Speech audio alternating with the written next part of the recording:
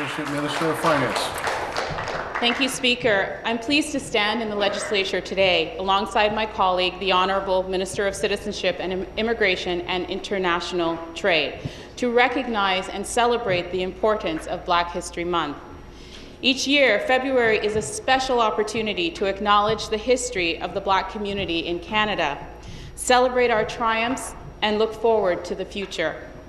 The Black community in Canada has a long and storied history of hardship, resilience, and hope. As the Minister highlighted, we have had amazing achievements that have advanced humankind, but it is important to remember that we also faced horrible hardships. This is why I am particularly enthusiastic to join with you to celebrate Black History Month. As with all such occasions, it invites us to reflect and consider the most enduring truths of our collective lives. For example, that each of us has a unique and purpose-filled role in keeping this province and this country great. In my own Black History Month reflections, I came across Matthias da Costa, who was the first known Black man to arrive in the land that would later become known as Canada. A free man, not a slave or indentured servant. He was a member of the European exploration parties of the early 17th century, most notably those of Samuel de Champlain.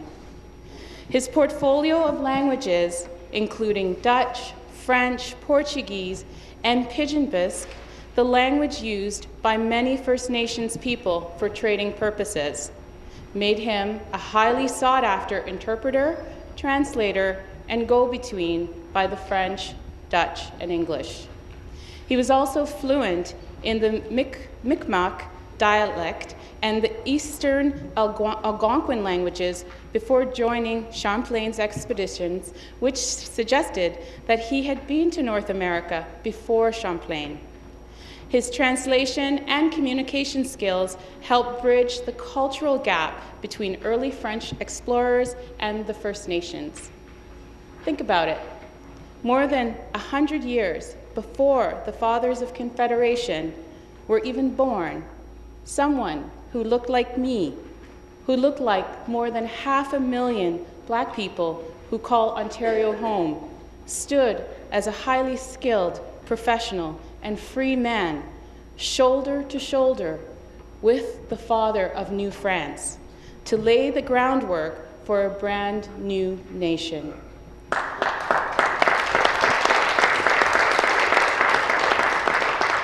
Now, Matthias da Costa did not appear in the pages of my grade school or high school Canadian history books. But thanks to Black History Month, he and thousands of other heroes of the Black community, both known and obscure, take their rightful place among Canadian greats, past, present, and future. It is stories like this that remind us that we, as members of the legislature, lawmakers, we have a tremendous responsibility. We have a responsibility to ensure that we're creating laws that enable people to reach their full potential. We have a responsibility to ensure we're building a fair, inclusive society that truly recognizes diversity as a strength. Why is this important? It's important because while Ontario remains a model of diversity, civil society, and prosperity, we still have not achieved a perfect union. Inequalities among groups still exist, and still too often race, ethnicity, income, mental and physical health, gender, and gender identity are markers of disadvantage. But Black History Month inspires hope. It is an integral part of our shared identity as Ontarians.